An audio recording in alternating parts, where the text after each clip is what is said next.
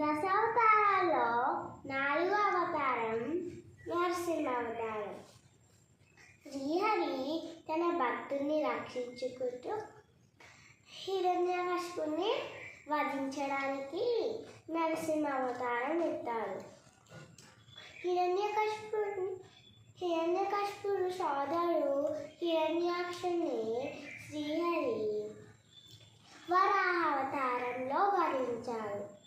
అందుకని హిరణ్యకశిపుడు శ్రీహరి మీద పగ తీర్చుకోవాలనుకున్నాడు. శ్రీహరి కన్నా ఎక్కువ బలం పొందడానికి బ్రహ్మ కోసం ఘోర తపస్సు చేశాడు. అప్పుడు బ్రహ్మ ప్రత్యక్షమయ్యి, ఏం కావాలి నీకు అన్నాడు. నాకు చావు ఉండకూడదు నాకు అలా వరం కావాలి అన్నాడు. అప్పుడు బ్రహ్మ, ఈ భూమి మీద పుట్టిన వాళ్ళు చనిపోక తప్పదు అన్నాడు. వేరే వరం ఏదన్నా కోరుకో అన్నాడు. అప్పుడు హిరణ్యకశిపుడు, నేను ఆకాశంలోని చావకూడదు, భూమి మీద చావకూడదు, నీటిలోని చావకూడదు, ఇంటి లోపల చావకూడదు, ఇంటి బయట చావకూడదు, మధ్యలో చావకూడదు, మనిషి వల్ల చావకూడదు, జంతువు వల్ల చావకూడదు, నాకు అలా వరం కావాలి అన్నాడు. అప్పుడు బ్రహ్మ సరేనని ఆ వరం ఇచ్చాడు. ఇచ్చాక హిరణ్యకశిపుడు ఆ బలగర్వంతో దేవతల మీదకి దండెత్తి వచ్చి ఇంద్రుడి సింహాసనాన్ని లాక్కున్నాడు.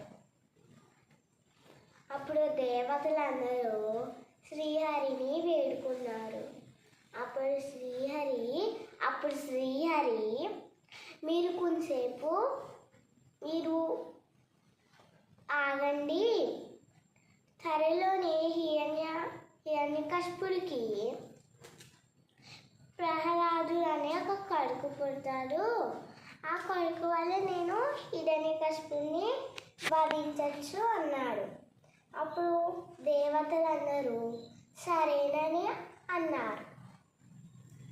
తర్వాత కొద్ది రోజుల తర్వాత హిరణ్యకశిపుడు వాళ్ళ భార్యకి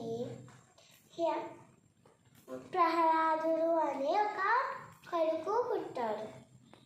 అప్పుడు ప్రహ్లాదుడు శ్రీహరి భక్తుడు, ఎప్పుడు శ్రీహరిని పూజిస్తూ ఉండేవాడు. అప్పుడు హిరణ్యకశిపుడు, శ్రీహరి కాదు దేవుడు, నేనే దేవుడు అన్నాడు. కాదు, ఆ శ్రీహరే దేవుడు అని ఎప్పుడు శ్రీహరిని పూజిస్తూ ఉండేవాడు. అప్పుడు హిరణ్యకశిపుడు కోపంతో పాముల విషంతో ఏనుగులతో తొక్కించి పైనుంచి కిందకి పాడేసి అలా ఎన్ని చేసినా ప్రహ్లాదుడు చనిపోలేదు. ఒకరోజు హిరణ్యకశిపుడు, నేను ఆ శ్రీహరిని చంపేస్తాను, ఆ శ్రీహరి ఎక్కడ ఉంటాడు అని అడిగాడు. శ్రీహరి ఎక్కడుండవేంటి, ఎక్కడైనా ఉంటాడు అన్నాడు. అప్పుడు ఆ స్తంభంలో ఉంటాడా అని అడిగాడు. ఉంటాడు అన్నాడు ప్రహ్లాదు. అప్పుడు హిరణ్యకశిపుడు దాన్ని పగలగొట్టేశాడు. అప్పుడు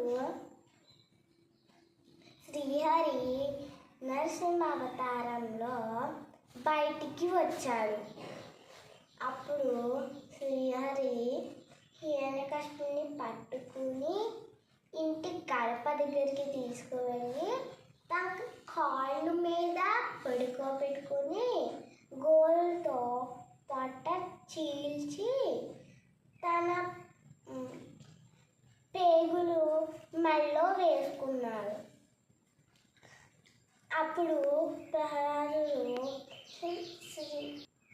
అప్పుడు హిరణ్యకశిపుడు ఎలా వరం కోరుకున్నాడో అలాగే శ్రీహరి సగం జంతువులాగా సగం మనిషిలాగా నరసింహ అవతారం ఎత్తాడు.